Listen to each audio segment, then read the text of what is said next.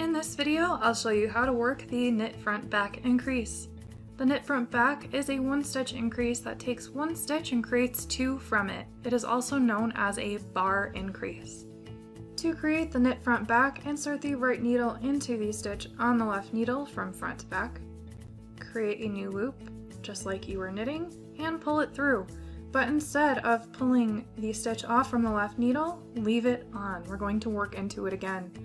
Insert the right needle into the stitch on the left needle from front to back through the trailing leg or back loop. Create a new loop and pull it through. This time do remove the old stitch from the left needle, and you've completed your first knit front back increase. Let's go over that twice more.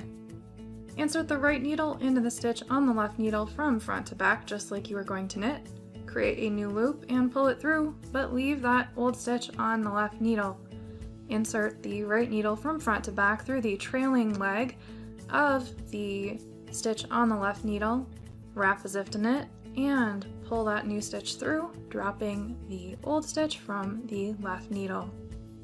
And let's go over that one more time. Insert the right needle into the leading leg of the stitch on the left needle, wrap as if to knit, pull that through, leaving the stitch on the left needle.